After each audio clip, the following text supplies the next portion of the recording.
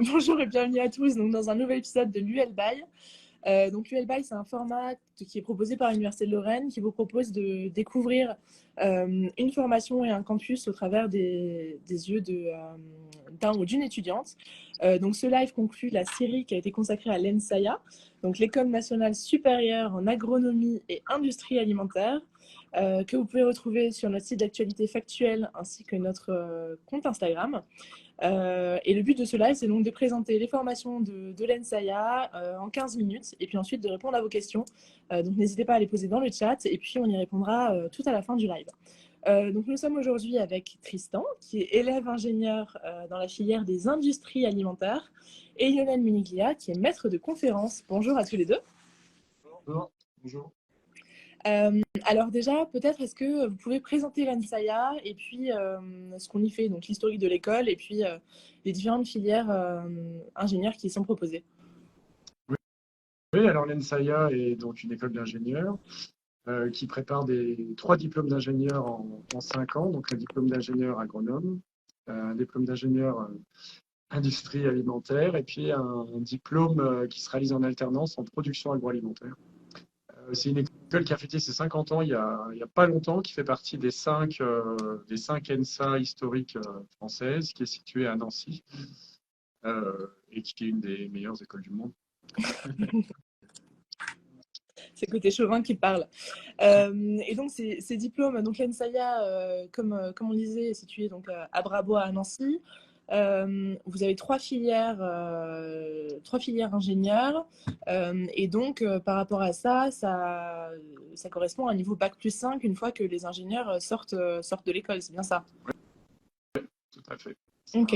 Un bac+5 et on rentre à l'école après un bac+2, une formation bac+2, donc soit après une prépa classique aux grandes écoles, BCPST qui est orienté donc sur les disciplines de la biologie, soit un IUT, soit une licence, et aussi avec la prépa intégrée des INP, qui est une prépa nationale qui permet d'accéder à plus de 30 écoles d'ingénieurs au niveau français. Je crois que c'est une des plus grosses prépas intégrées de France et qui est un très bon moyen d'accéder aussi aux écoles d'ingénieurs. Et qui permet aussi, petite parenthèse, de pouvoir intégrer l'une des autres 11 écoles d'ingénieurs que compte l'Université de Lorraine. Vous avez parlé donc de ces 3 filières, donc agronomie, industrie alimentaire et production agroalimentaire, donc beaucoup d'agro dans tout ça. Mais j'imagine quand même qu'il y a peut-être un socle commun qui est donc commun à ces 3 filières-là. C'est quoi les compétences clés que vous cherchez à développer chez les étudiants? Alors évidemment, il y a toutes les compétences techniques et scientifiques qui sont requises et obligatoires pour être ingénieur. Elles sont évidemment orientées, dans notre cas, sur les disciplines de la biologie au sens large. Il faut aussi un peu de maths et de physique quand même, évidemment. Et associé à ça, on demande tout un tas de compétences qui sont nécessaires au milieu industriel et que recherchent les employeurs, comme savoir piloter un projet, manager des équipes, gérer le développement durable aussi aujourd'hui, prendre en compte les transitions, gérer aussi et générer de l'innovation, puisque c'est ce qui est aujourd'hui le moteur industriel et qui permet aussi de gérer du coup les transitions, de s'adapter à notre environnement. L'ingénieur de l'ENSAIA est un ingénieur qui est vraiment adapté aux contraintes d'aujourd'hui et qui est capable de proposer tout un tas de solutions pour répondre aux défis, aux différentes transitions et aux défis sociétaux auxquels on doit faire face. Si je comprends bien, les étudiants en fait sont à la fois préparés donc avec des compétences techniques qui développent en cours, mais aussi avec un savoir-être, un savoir-faire qui va en fait permettre de construire leur projet et de les accompagner ensuite pour que ce soit les meilleurs professionnels possibles. Oui, oui, tout à fait. Alors, peut-être que Tristan je peux carrément compléter. Alors, c'est vrai que la formation nous forme déjà sur pas mal de choses. Il y a pas mal d'associations à l'ENSAIA aussi qui permettent justement de se former sur ce côté managérial, gestion de projet, sur des compétences qui sont annexes justement à la formation agroalimentaire, agronomie. Et ça, du coup, ça nous aide vachement, même d'un point de vue professionnel, sur le management d'équipe, que ce soit, je parle pour l'ingénieur entreprise, aussi la relation client, et la gestion de projet dans toutes les assos de l'ENSAIA globalement, que ce soit le BDE, le SUP ou même le CEOM qui gère les 24 heures de stade cette année. Et Oui, peut-être en complément, il y a de ce que vient de dire Tristan, il y a plein d'expériences en fait auxquelles sont confrontés les élèves qui ont vocation à les professionnaliser. Et dès la première année, en fait, on travaille beaucoup en apprentissage par projet, sur des projets concrets en lien avec des entreprises et des problématiques réelles. Et ils doivent aussi réaliser tout un tas de stages qui sont de fait très professionnalisants et avec une partie à l'étranger, de façon à découvrir d'autres cultures et puis à améliorer aussi son anglais, par exemple. Merci. On va revenir sur les stages juste après. Je reviens juste sur cette filière industrie alimentaire parce que c'est celle sur laquelle on va s'arrêter davantage aujourd'hui. Tristan, donc vous êtes dans cette filière industrie alimentaire. Est-ce que vous pouvez nous préciser déjà en quoi ça consiste? Vous faites quoi en industrie alimentaire? Alors, en industrie alimentaire, c'est vrai que c'est assez large dans le sens où il y a plein de spécialisations en troisième année. Globalement, ce qu'on fait, ça va vachement se rapprocher de la biologie et de la physique, dans le sens où on aura des cours de sciences des aliments, on aura des cours sur la gestion des procédés, les nouveaux procédés en industrie. Euh, et après, c'est possible de spécialiser du coup en troisième année sur tout ce qui est les emballages, le packaging, la gestion de projet avec l'aspect MAPI, ça peut être justement de la qualité, de la R&D, tout ce qui est sciences du lait, ça peut être énormément de choses. J'en ai oublié en plus pas mal. Euh, la formulation alimentaire sur tout ce qui est la création de nouveaux produits, enfin, il y a vraiment pas mal de choses dans l'industrie alimentaire. Les biotechnologies aussi qu'on peut toucher du doigt et pas mal d'environnements, que ce soit en agronomie ou agroalimentaire. Mhm. Merci pour ces précisions. Est-ce que vous voulez revenir un petit peu sur votre parcours personnel? Comment est-ce que vous êtes arrivé à l'ENSAIA? Alors, longue histoire. Du coup, j'ai commencé par un an de prépa BCPST, du coup, lycée Jean Rostand, à Strasbourg. Et j'ai envoyé du coup sur un DUT agronomie à l'IUT Nancy-Bravois. Et j'ai pu intégrer ensuite par l'ENSAIA, du coup, dans cette école pour poursuivre en industrie alimentaire. Voilà. Et pourquoi du coup cette formation? J'ai de l'attrait pour la biologie depuis le lycée. Je voulais pas trop lâcher non plus la chimie et la physique. Donc, ça m'a aidé aussi en industrie alimentaire. J'ai pas mal d'attrait aussi pour la nutrition et le côté santé assez sportif aussi. Ce qui fait que l'industrie alimentaire répondait carrément à ces enjeux, à ces faits-là. Donc, je me suis orienté là-dedans. D'accord. Merci, merci pour avoir partagé votre parcours. Lionel, vous parliez justement juste avant des possibilités de stage et d'expérience pratique, parce que là, en effet, on a parlé des filières de l'école, du fait évidemment qu'ils ont des cours pendant ces 3 années d'enseignement, mais évidemment, ils ont aussi des stages et de l'expérience, enfin, l'expérience professionnelle. Comment est-ce que vous les préparez à la pratique au quotidien? En fait, quasiment dès la rentrée maintenant et dès la première année, on leur propose de faire des projets. Alors en première année, c'est des projets qui sont situés et développés à l'école. Il y a 2 types de projets, des projets plus orientés R&D et des projets plus orientés entreprise. Donc ils sont pilotés par groupe au niveau de l'école, en général en lien avec un commanditaire qui peut être une entreprise, une association, une chambre d'agriculture. C'est très très varié. Et on continue cette dynamique de projet jusqu'à la fin de la scolarité, et, jusqu'au projet de troisième année. En général, ils ont un projet d'ampleur à gérer de A à Z. Et ces projets sont très professionnalisants. Ils sont en général faits avec des commanditaires qui attendent des résultats concrets. Du coup, on n'est pas sur des projets théoriques qui peuvent être justement trop théoriques et pas forcément très motivants. On travaille vraiment avec des problématiques du terrain, comme la suppression, par exemple, des additifs dans un renouvellement de gamme de produits alimentaires, dans une démarche de ce qu'on appelle le clean label, c'est-à-dire d'avoir des produits plus sains. Ça peut être aussi aider les entreprises à améliorer leurs process pour économiser de l'eau ou de l'énergie.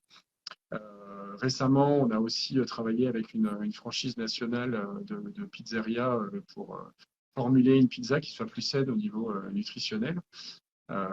Donc c'est très très varié et très professionnalisant puisque les élèves travaillent avec les contraintes du milieu professionnel qu'ils devront gérer quand ils seront diplômés. Mmh. Donc à la fois en fait des stages qui, je crois, en cumulé sur les 3 ans représentent presque 1 an avec un gros stage en troisième année de 6 mois. Et puis à la fois, donc, ces projets professionnalisants. J'imagine que vous avez des partenariats avec des entreprises? Ouais, on a un énorme réseau d'entreprises à l'ENSAIA. Je ne pourrais pas vous dire le chiffre, mais on est vraiment en lien avec le terrain. Les entreprises nous font confiance, on leur fait confiance. Ils viennent nous voir quand ils ont besoin de recruter, quand ils voient qu'il y a des nouveaux métiers qui apparaissent, dans quelle mesure on peut aussi s'adapter à ces demandes-là pour être en lien avec le terrain.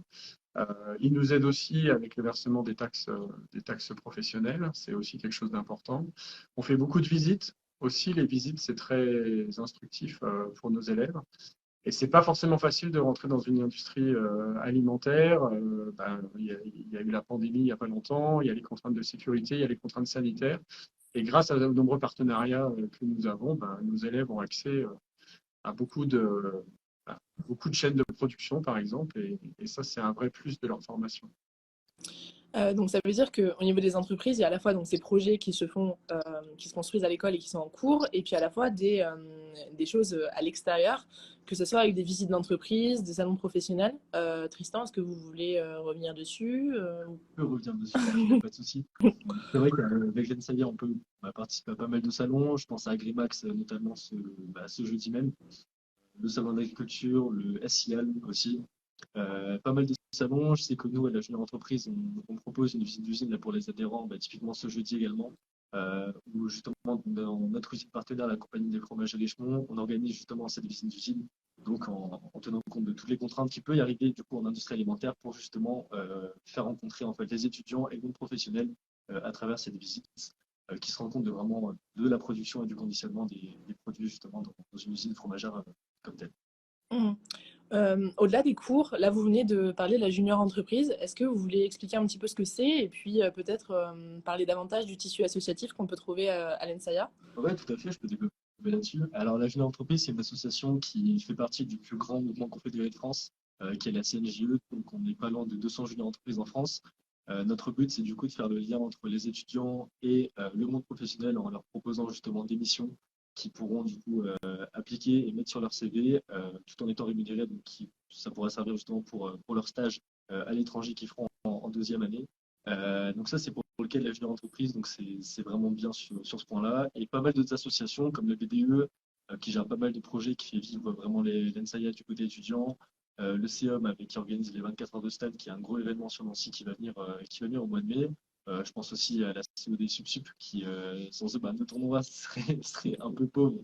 Ils ramènent un peu d'ambiance du coup à l'école et pas mal d'autres clubs. Je crois qu'on est pas loin de 40 clubs et assos à l'ENSAIA. Donc c'est vrai que c'est une vraie force de l'ENSAIA, ce côté étudiant et cette vie étudiante au sein de l'école. Mmh. Donc il y a vraiment des énormes avantages à être dans cette formation si je vous écoute. Est-ce que vous voulez ajouter d'autres avantages qui pourraient finir de convaincre les personnes, les potentiels futurs candidats? Oui, Peut-être sur le campus ou sur l'insertion, ce genre de choses? bien sûr. Alors sur le campus, je vais parler d'un point de vue technique déjà. Il y a une hall technologique, donc on a vraiment du bon matériel, que ce soit en TP pour les salles de spé en deuxième et troisième année aussi.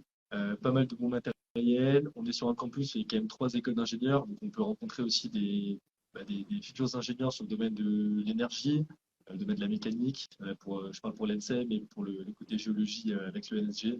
On a une BU sur le campus aussi qui permet de se rencontrer aussi, des soirées souvent sur le campus entre nous, donc ce qui fait qu'il y a une très bonne cohésion entre les 3 écoles et encore plus au sein de l'ENSAIA. Pas mal de soirées aussi au sein de l'ENSAIA, ce qui fait vivre forcément les étudiants et ce qui aide aussi dans la formation, dans le sens où d'un point de vue cohésion de promo. Pas mal de points positifs. Je ne sais pas si Lionel peut compléter peut-être. Ouais, je dirais qu'on est une école à taille humaine avec des promos de 150 élèves tous les ans et une école où il y a vraiment une très bonne ambiance, que ce soit au niveau du personnel que des élèves et des interactions justement entre les élèves et les personnels. Il y a une relative proximité aussi entre les personnels et les élèves et tout ça, ça fait que il y a un fonctionnement qui est vraiment, je pense, satisfaisant pour tout le monde et tout le monde, élève ou personnel, travaille pour que tout ça fonctionne, pour les mettre en musique. Et c'est ce qui nous permet de mener tous ces projets, d'avoir tout ce tout ce qu'on a dit jusqu'à présent et de façon harmonieuse. Alors, c'est du boulot, hein. On s'ennuie pas, mais c'est passionnant parce que les élèves sont contents de ce qu'on fait. Et nous, on est aussi très contents de travailler avec ces élèves-là et ces promos-là qui sont en général très, très passionnantes, dynamiques et rajeunissantes. Parce que nous, on vieillit tous les ans, mais pas à nous. Et un autre Ah, ça donne envie en tout cas. sur l'ouverture internationale aussi que je trouve assez intéressant, avec un stage de camp deuxième année de 3 mois à l'étranger, donc qui est un vrai point pour la formation, et aussi la venue de plusieurs étudiants étrangers en deuxième année, ce qui permet justement de confronter les cultures, voir les différentes compétences techniques qui sont assez différentes aussi des fois de ce qu'on a nous, et surtout qui ont un très bon anglais, ce qui peut pêcher pour moi par exemple. Donc ça peut aider d'être en lien avec ces personnes-là. Et par rapport à l'international, on a un réseau aussi de partenariats avec des entreprises, des universités pardon, dans le monde entier, et des entreprises aussi. Ce qui permet aux élèves qui le souhaitent de pouvoir partir aussi dans des semestres d'échange de façon assez facile grâce à nos partenaires et à ces partenariats qui existent pour certains depuis très longtemps. Et donc, merci pour ces précisions sur l'école qui donne envie, parce que ça a l'air d'être vraiment un réel enrichissement, que ce soit personnel ou enfin, de formation de manière générale. Est-ce que vous pouvez peut-être juste rappeler comment est-ce qu'on fait pour être admis à l'ENSAIA, comment est-ce qu'on fait pour candidater, et puis éventuellement si vous avez des conseils à donner aux futurs candidats qui regarderaient ce live. Alors pour candidater, il faut venir avec un bac+2, soit une prépa classique, classe préparatoire aux grandes écoles, option biologie, donc ça s'appelle BCPST aujourd'hui, soit la prépa des INP, qui est une prépa intégrée qui permet d'accéder à 30 écoles d'ingénieurs à l'échelle nationale et qui est, je crois, la plus grosse prépa intégrée de France de par la diversité des écoles et des thèmes qui sont accessibles. Et nous avons aussi les filières d'accès après une licence universitaire classique ou un BUT aujourd'hui, dans un IUT. Pour les qualités, je ne sais pas. Tristan, qu'est-ce que tu en penses? Les qualités pour faire l'ENSAIA, déjà, aimez ce que vous faites, suivez ce que vous voulez faire. À mon avis, c'est le plus grand point dans le sens où vous allez travailler pour ce que vous voulez faire et ça ira tout seul. Soyez organisé, anticipez pas mal de choses, les deadlines, ça vient très vite. Et sinon, suivez l'organisation, la rigueur, super important pour l'ingénieur, je pense, la rigueur. L'organisation, le côté un peu managérial, ce qui peut être aussi intéressant, le travail en équipe, parce que vous ne serez jamais seul en tant qu'ingénieur, vous serez toujours avec une équipe. Et voilà pour les compétences qui me viennent en tête. Ouais, il vous faudra évidemment un bon niveau universitaire. C'est évidemment le prérequis, mais après, je crois qu'on cherche essentiellement des personnalités aussi au niveau des admissions parallèles. Et je crois que si vous savez nous convaincre, montrer que vous avez un cerveau qui est bien fait, que vous avez une vraie appétence pour les matières qu'on va développer ici, et que vous allez apporter un plus par rapport à, on va dire, l'étudiant classique, c'est aussi quelque chose qui fera la différence.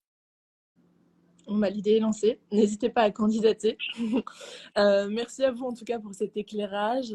Vous pouvez retrouver toutes les formations de l'Université de Lorraine sur le site dédié. Donc c'est formation au pluriel .univ-lorraine.fr et puis évidemment sur le site de l'ENSAIA où vous pourrez retrouver toutes les informations et puis des options de contact également. On va passer aux questions du chat. J'ai regardé s'il y en a. N'hésitez pas maintenant à les poser. Si vous avez des questions sur l'ENSAIA, sur la filière industrie alimentaire ou sur le diplôme d'ingénieur qui est préparé. On va attendre quelques secondes, voir s'il y a des questions qui arrivent. On a été très clair. Je pense que ça a été vrai. Ou alors vous avez été très très clair. Alors peut-être deux questions qui sont davantage complémentaires à ce que vous venez de nous dire. Vous avez parlé d'un stage à l'international. Est-ce qu'il faut un bon niveau d'anglais pour candidater à l'ENSAIA? Alors, un bon niveau d'anglais. Donc, pour le gars, il faut valider un niveau B2 pour être diplômé justement de l'ENSAIA. Après, il n'y a pas vraiment de prérequis. Enfin, vous serez sélectionné de toute façon sur concours pour venir à l'ENSAIA, mais avec, à mon avis, avec un niveau d'anglais modéré, vous saurez vivre justement à l'étranger. Le but aussi de ce stage à l'étranger, c'est de développer son anglais. C'est justement fait pour. Donc, pour tous ceux qui sont pas super bons en anglais, c'est vraiment fait pour ce stage à l'étranger. Donc, faut pas s'inquiéter là-dessus. Non, Ok. l'anglais est indispensable, mais l'intérêt des expériences à l'étranger, c'est aussi de le développer. Et souvent, c'est à ce moment-là que les élèves ils deviennent fluents. Hein. C'est pas forcément en rentrant à l'école. Super, merci pour votre réponse. Et puis, deuxième question, est-ce que c'est possible de faire, de préparer ce diplôme-là en alternance? Alors, il y a des possibilités d'alternance sur le diplôme en production agroalimentaire qui se fait sur 3 ans et 100% en alternance. C'est une particularité de ce diplôme.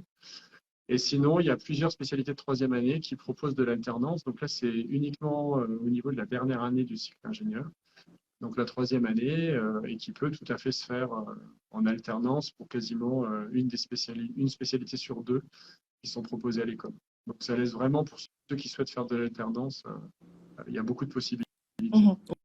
Mais dans tous les cas, ils ont quand même de l'expérience professionnelle avec tous les stages qui sont proposés sur les 3 Dans ans. tous les cas. Parfait. Bah, merci à vous. C'est la fin de ce live. Merci de nous avoir suivis en direct. Vous pourrez retrouver cette vidéo donc, sur les comptes YouTube et Instagram de l'Université de Lorraine. À bientôt. Et merci à vous deux. Et puis, bonne fin de journée à tous. Je crois qu'on a une petite question dans le chat encore qui vient d'arriver. Si je dis pas de Est-ce bêtises. qu'il y a une question qui vient d'arriver? Je ne la vois pas. C'est écrit un peu petit pour nous. Je crois que c'était quelle est la meilleure filière après le bac pour intégrer, pour préparer l'ENSAIA. Du coup, la filière, je réponds rapidement, tant que tu retrouves éventuellement la question exacte. La filière par laquelle on recrute le plus, c'est la prépa BCPST. Donc là, dans Parcoursup, il faut sélectionner BCPST, qui veut dire biologie, chimie, physique, Sciences de la Terre.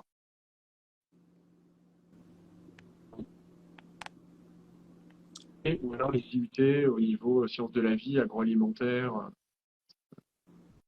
Ouais, pour ma part, j'ai fait un an de prépa en BCPST, je me suis réorienté en DUT par la suite et ça m'a pas du tout posé de problème pour intégrer l'ENSAIA, dans le sens où il y a quand même pas mal de place pour les DUT. Vous ferez un concours qui est différent différent des prépas BCPST en IUT, donc il y a toujours des voies pour intégrer l'ENSAIA, ça c'est pas un souci.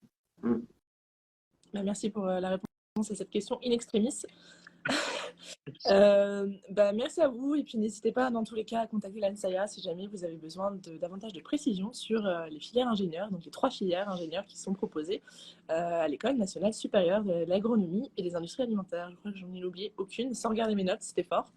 Merci à tous, bonne soirée et puis à bientôt pour un nouvel UL By. Merci, au revoir. Parfait, au revoir.